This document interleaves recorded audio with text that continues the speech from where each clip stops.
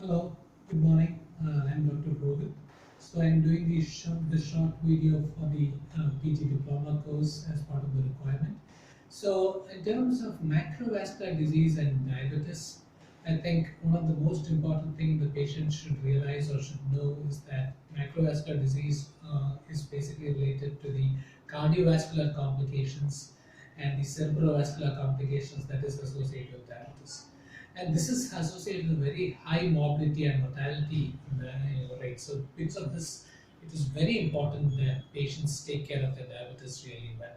So what do I exactly mean by cardiovascular and cerebrovascular disease? The increased incidence of heart attacks, the increased incidence of peripheral vascular disease, or what we commonly see as amputations in the lower limb is part of this macrovascular complications. And also the cerebrovascular disease, I'm also referring to the increased incidence of stroke. When patients with uncontrolled diabetes can also have an increased predisposition to developing stroke. So, multiple studies have actually tried to elucidate the specific mechanisms behind why this is happening. So, the pathogenesis put forth is that diabetes causes, a kind of inflammatory response inside the blood vessels, and because of that, there's a chronic change that is happening in the inner lining of the blood vessels, what we call the endothelial lining, and because of that, the blood flow starts getting impeded inside the vasculature or inside the blood vessels. And this chronic change, along with the high blood sugar levels inside the blood vessels, leads to abnormal deposition of glycation products or abnormal byproducts of high blood glucose levels inside the tissues of the body.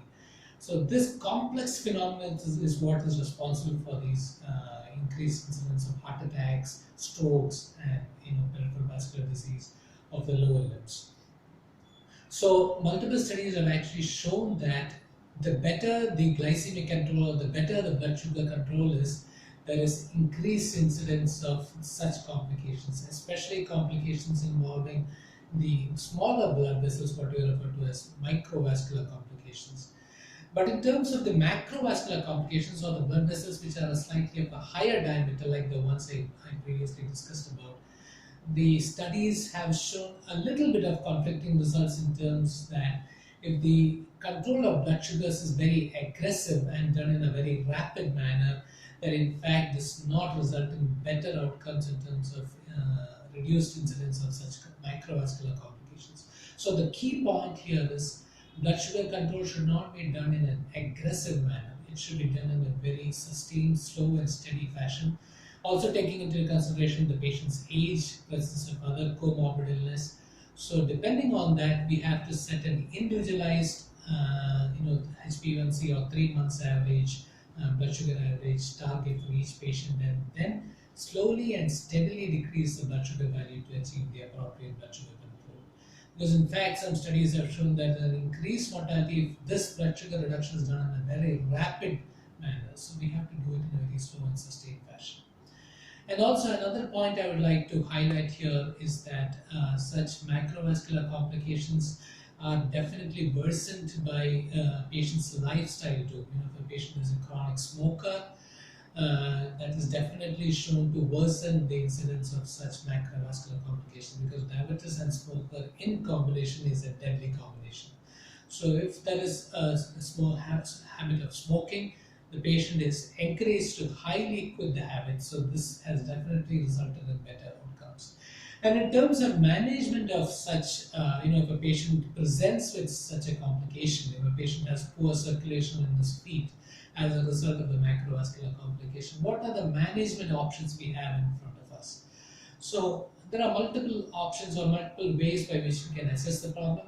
First, we need to analyze what is the extent of impediment in the blood flow. Let's say if we are talking about the lower limb circulation, we need to see what is the extent of impediment of the circulation of the lower feet. For that, we need to do something like an ultrasonography of the feet, or what we say magnetic resonance angiography, to know what is the extent of blood circulation that is being impeded in the foot.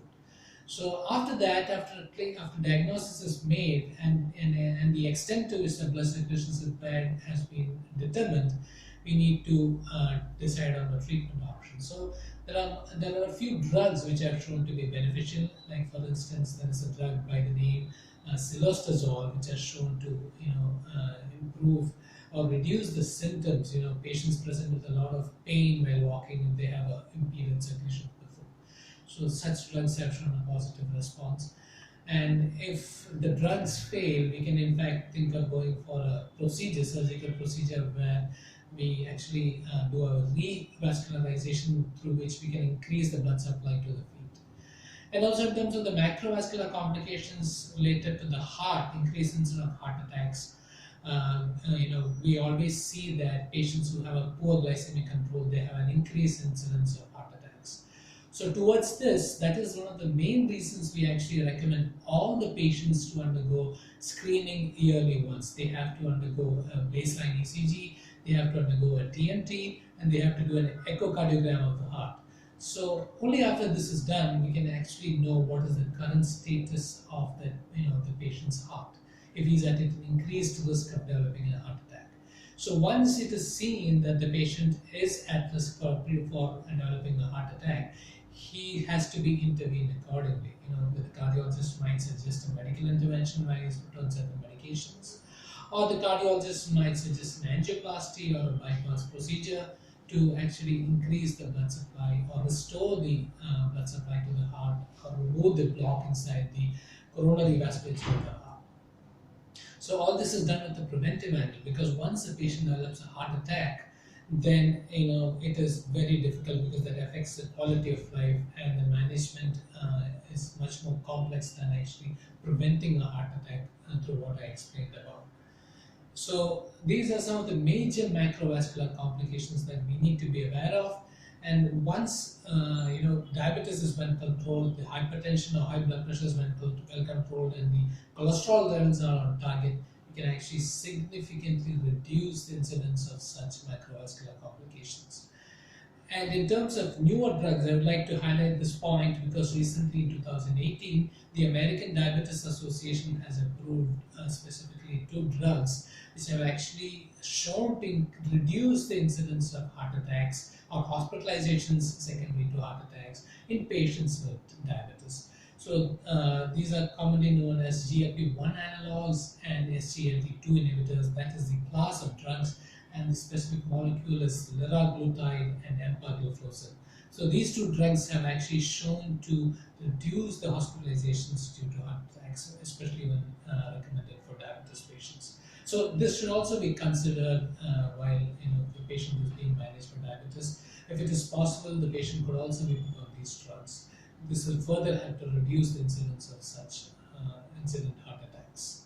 So I hope the message in terms of creating an awareness about macrovascular disease and diabetes has been put forth across, and I hope this video is useful for the public.